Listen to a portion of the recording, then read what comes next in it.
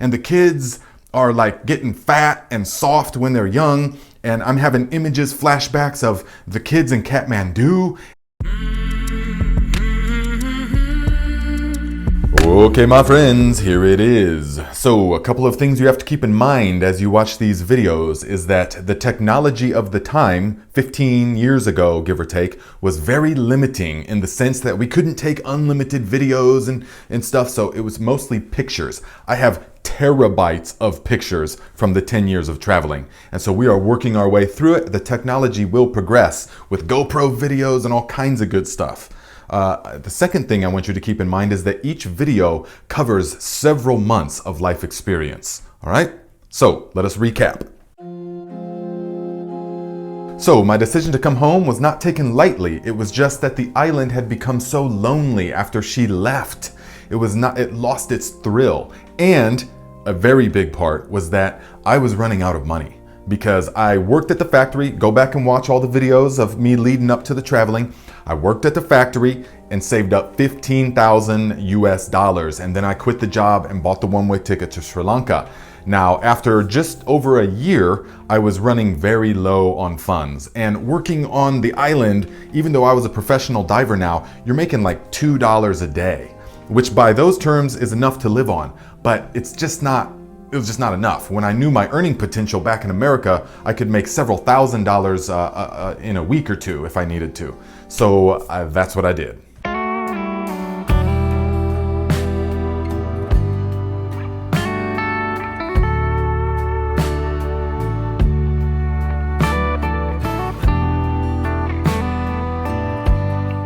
So as soon as I came back, I was so amped up from traveling and I was so just in the mindset that whatever I wanted to do, I could just do it and make it happen. And you're out in the world, you're living with people that are making things happen, that are enthused to be alive.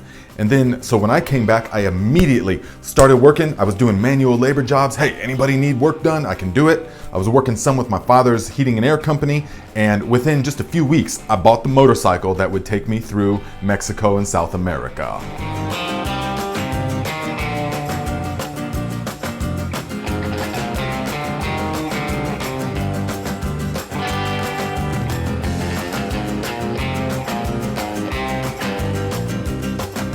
So here is where I want to insert the concept of reverse culture shock. So many of us are familiar with culture shock, which is the assault to the senses that somebody experiences when they go to a new country, especially Asia, India, Sri Lanka, Nepal, Thailand, these kind of places where I was. So radically different. Everything that is done a certain way in your home country in America can be done completely different in other parts of the world. And so the smells and the noise and the way of driving and the way of relating to each other and the food, everything is so different that your senses go into overload and because your compass is off. You're experiencing like spiritual vertigo. Whoa, what is happening? Because you're not used to the visual and auditory cues that are in your day-to-day life. But reverse culture shock is something, a even more intense phenomenon that I experienced, because when you're in Asia, you become accustomed to these sensations. You just become accustomed. That's what the human being does. It is a marvel of adaptation. And so you just adapt to those cultures.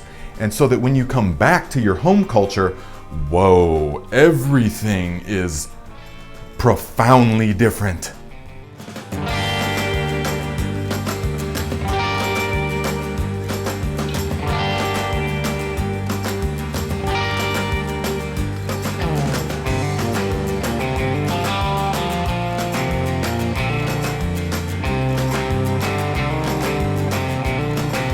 So when I came back, everybody wanted to see me and talk to me because where I'm from, it was totally unheard of at the time that anybody would do something like this. And so everybody wanted to know. So I would do slideshows at people's houses. I would have dinner and I would go over and do slideshows at their houses. And that's back when we had a projector and stuff like that. And I would set up a screen and everybody loved it. But it was a very strange experience for me because everything that I thought was normal back home, when I came back home, was totally like an alien world to me. My senses were on overload, and I thought I was going back to what would be comforting, but it's not at all. And in particular, all the intensity of the images and the experiences that I had over that past year, go back and watch all the videos leading up to now.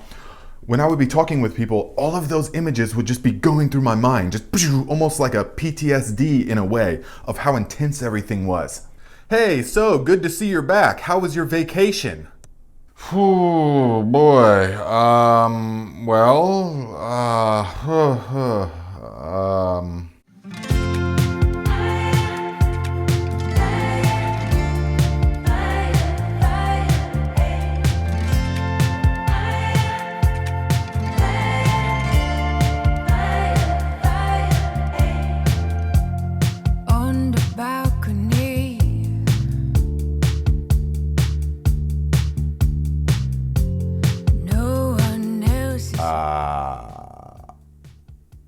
Man. I swear I drank a half bottle in less than a half hour. I swear I didn't mean to give away my power on the balcony and escape. Good. Oh, that's nice. Yeah, we went on vacation to Cozumel and Cancun one time, so I know what it's like to travel. Every time I would talk to these people and all these images were just flooding through my mind, I didn't know what to say to them when they would say things like, "Oh, I am so disgusted with my kitchen. Can you imagine that? I just need a serious remodel. All this old cabinets, it's just gotta go. This is just miserable. I told the builder I wanted blue color and they gave me light blue color and I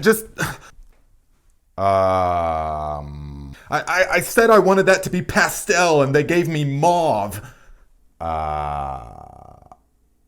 Man. Yeah, I know it's gonna cost $75,000 for the remodel, but it just needs to be done. This is miserable. There's just no way that I can accept the way it currently is." Remodel the kitchen? What? Oh my God. You're talking about how unsatisfied you are because you can't remodel your kitchen, or you gotta change this you gotta paint this and remodel that and change it. How insignificant, how mind-blowingly insignificant all of that seems in the face of what I have just seen.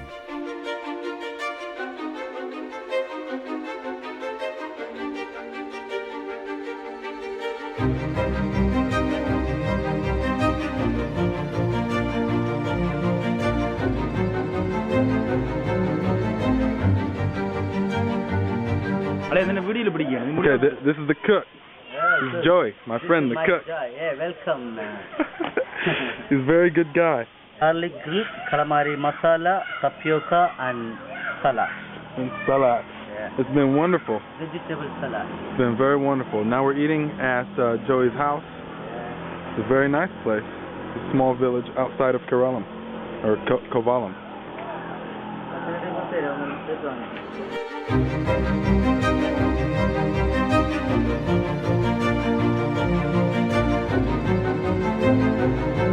Yeah, well, little Johnny's about to be 16, so he's got to get his own car. What do you mean? You already have 2 cars in the driveway. Yeah, but it's just easier. He needs to take himself to practice, and so we're going to have 4 cars now. Okay, but you know that you could make do with only 1. In fact, people are making do with none.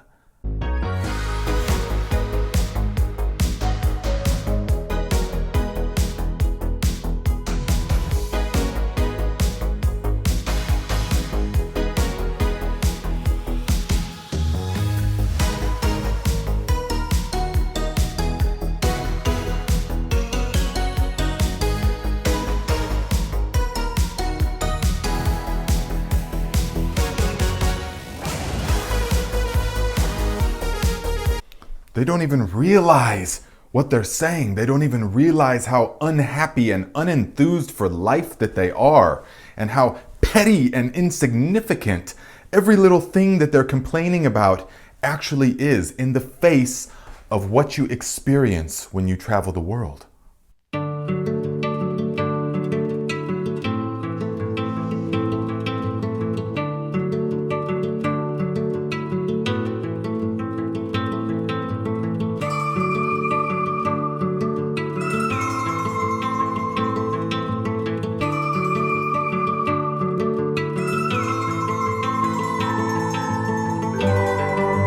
And so it went when I came back, day after day, experience after experience, where I would be talking with people and everything we were talking about seemed radically insignificant.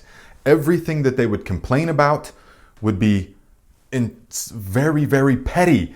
And you get the sense that people are nonstop complaining about things. They don't even realize it. It's part of the culture, an inherent unsatisfaction with what you have already. When you're traveling and you go to other parts of the world and you are with the other people, you see how much more satisfied they are. And even though we in America are led to believe that they're much more miserable because they don't have the same level of material possessions as us, that's not true. And that was mind-blowing at the time. It was giving me a cognitive dissonance. I just didn't know how to make sense of the world because I'm back in America and everyone's got way too much stuff. And the kids are like getting fat and soft when they're young. And I'm having images, flashbacks of the kids in Kathmandu. And just, it was so totally overwhelming. I just wanted to be alone.